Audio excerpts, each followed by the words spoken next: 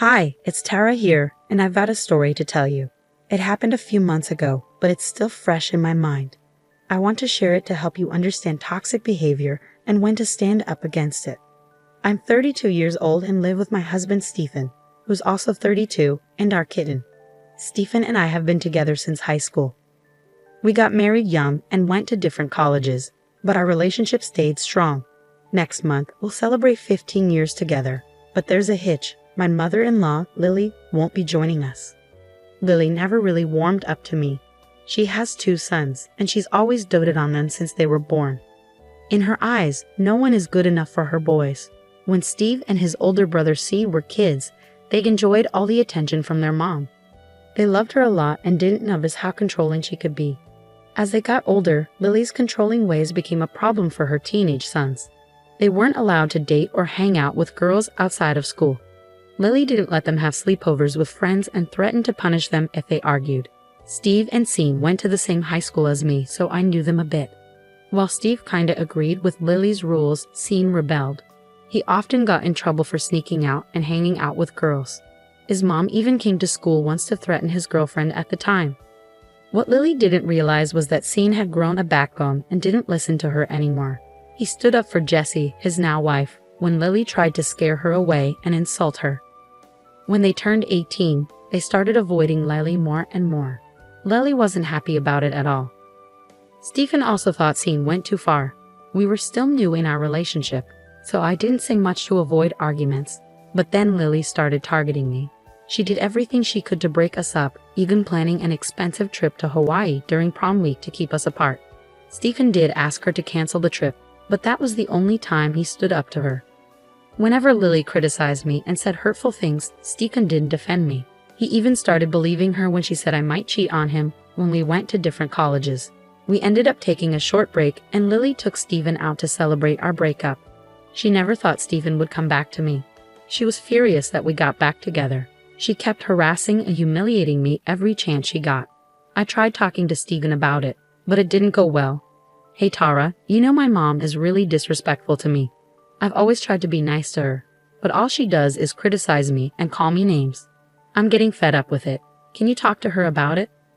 Tara, my mom's still upset about what happened with Sean. She's worried about losing me too. She just wants what's best for me and my future. Try not to take her words too personally. So you're okay with how Lily treats me? Seriously, Steve, remember when she tried to break us up? She only did that because she was worried you might cheat. If you had cheated on me, I would have been really hurt. She was just trying to protect me from getting hurt. Are you serious? She used your fears against you to break us up. How can you defend that? No matter what I said, Steve never saw things from my point of view. He always thought I was overreacting and believed Lily was just trying to protect him. He refused to believe me when I said Lily calls me to criticize me. He insisted Lily would never do such a thing and accused me of lying. Even Sean tried to talk sense into him. After hearing everything, Steve argued with Sean, saying he betrayed their mom. Things got weird between Sean and Steve. Sean ended up marrying Jessica, the same girl Lily tried to scare off. He invited Steve and me but didn't tell Lily about the wedding. Lily was furious and tried to get Steve to convince Sean to invite her. Steve, always siding with his mom, argued with Sean because of Lily. He almost didn't go to the wedding to support her. I said to him, "Are you really going to skip the wedding to support Lily? Remember what she did to Sean and Jessie in high school? She still complains about Jessie and blames her for taking Sean away. Why should they invite her to their wedding? Look, you don't know everything. It's all a big misunderstanding. Mom was just trying to do what she thought was best for Sean. She can get carried away sometimes, but she's willing to patch things up.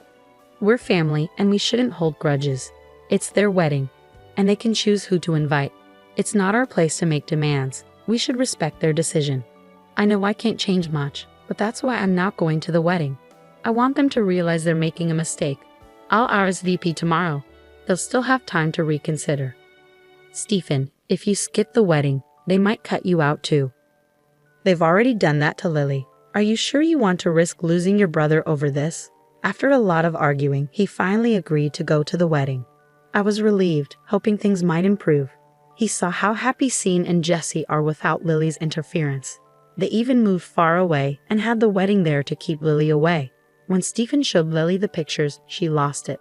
She cried on his shoulder and made him stay with her for a month. He even canceled our trip to Colorado to make it up to her. I was really upset by how he handled everything.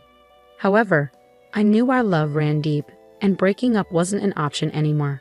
I just hoped Stephen would see the truth about Lily's awful behavior. Fast forward to 2 years ago, Stephen finally proposed, and I said yes. Lily was upset but pretended to be happy for him.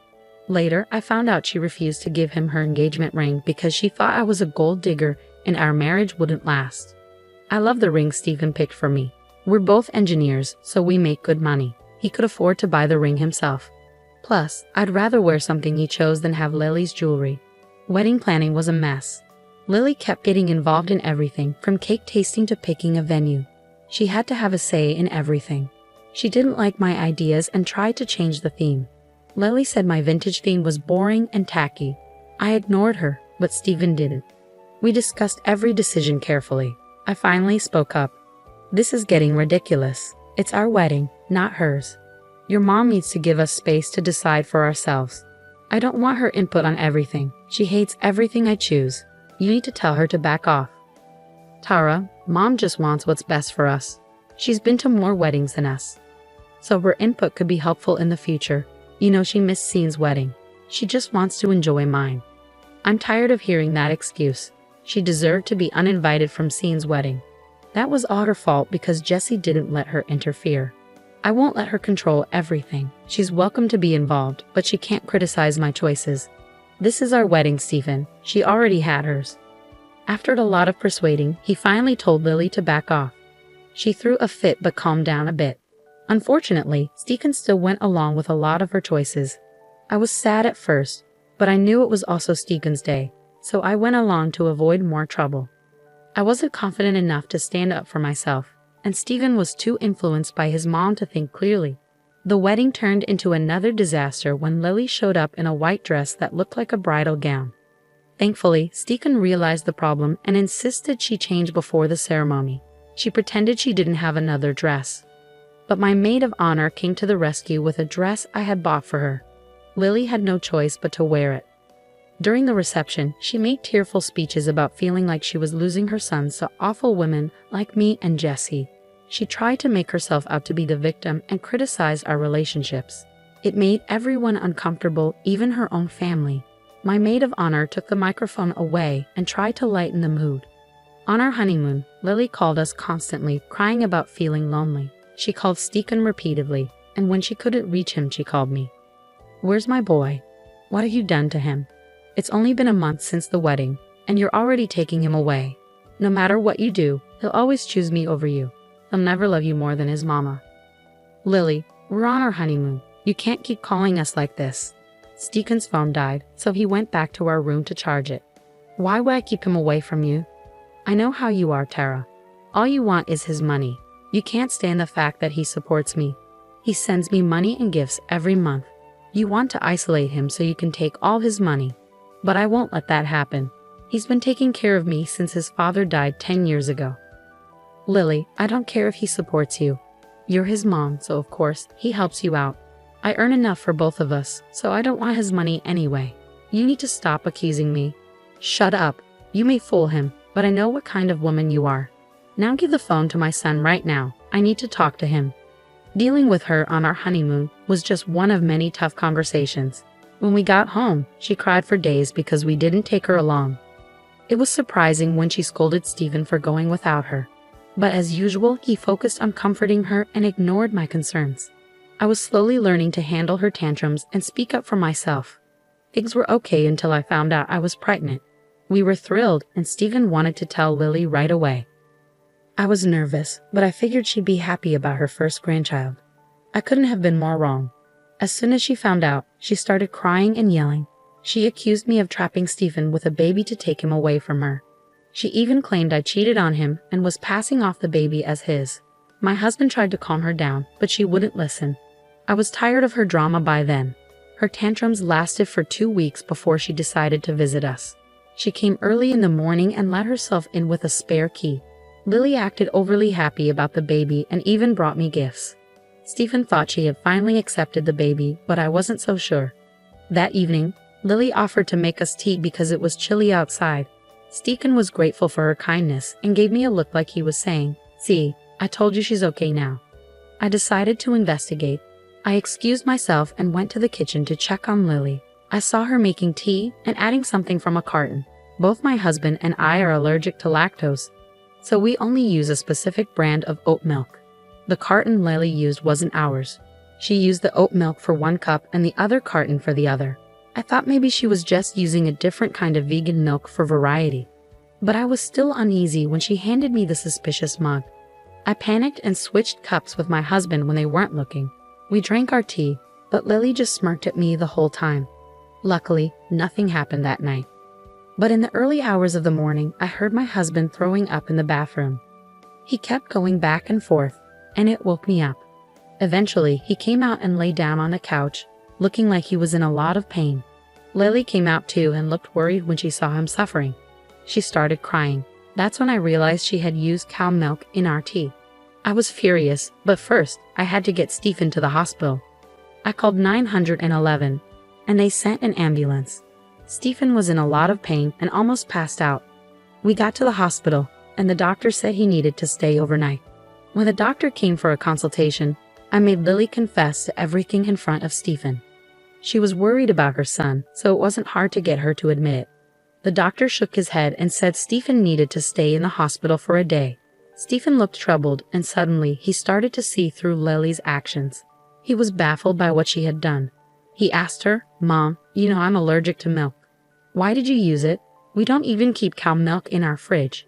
Why did you bring it here? And Tara doesn't drink cow milk either, you know that." "Stephen, believe me, I didn't mean to hurt you. I don't know how this happened. I know you can't have milk. I'm your mother." "Then why did you put milk in my tea, Mom? What happened?" Lily just kept crying in the corner. That's when I decided to tell him the truth. "I know why Lily brought cow milk into our home. You see, it wasn't meant for you. It was meant for me." "What? Tara, you can't have cow milk either. Lily knows that. Why would she bring cow milk for you? I don't understand." "Lily wanted to hurt me and our baby. I don't know why, but she wanted me to suffer. She gave me the cup you drank from. I switched our cups because I didn't want to risk our child's health. Turns out, I was right. There's no way she would do that." "You're lying, Tara." "Mom, say something. You told me you were happy for us. Tell me you didn't do this." Lily started wailing and screaming. It got so loud that a nurse had to take her out. None of us wanted her there anymore. Stephen was shocked and traumatized by what she did. He apologized to me and promised to keep Lily away from our lives. I comforted him as best I could and took him home the next day. I changed the locks on our house while he was in the hospital. He called Lily and told her we were cutting off contact for good. More crying and wailing followed. "Mom, after what you've done, I don't want you around. I've always defended you, but I see now how much you've hurt my family. I won't allow it anymore. You've crossed the line." "Stephen, please. I didn't mean for this to happen. I felt lonely because you were spending all your time with her. I thought the baby would make things worse. I just wanted to hurt her a little and make her suffer. I'm sorry. Sorry doesn't change what you did. It's unforgivable. I can't even imagine what would have happened if Tara drank the tea you gave her. I'm disgusted with you, and I don't want to hear from you again. Leave us alone." With that, we started cutting off contact with her. She showed up at the house and tried to get in with her keys. When she saw we changed the lock, she started banging on the door. We called the cops and let them handle it.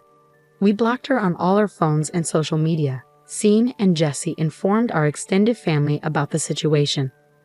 Everyone was disgusted and appalled by her behavior. After discussing Lily's actions with me, Stephen, Sean, and Jesse, we decided to get a restraining order against her. We had evidence from our security cameras and her confession to the doctor. The order was granted quickly. So far, she stayed away but has tried to gather information from our extended family. No one has entertained her demands, and we've cut off financial support, so she had to get a job at Walmart. We're rebuilding our relationship with Sean and Jesse. Stephen and Sean had a heart-to-heart conversation and resolved their issues. Jesse and I were always close, so this brought us even closer. Thankfully, my husband has finally seen the truth and protected me from Lily. We're happy and eagerly awaiting the birth of our child. To be safe, I made it clear to Stephen that Lily won't have a relationship with our child. To my surprise, he agreed immediately. Our household is peaceful now that Lily's gone for good. We might move to Scene City after our child is born. I'm not sure what the future holds, but I know we'll face it together.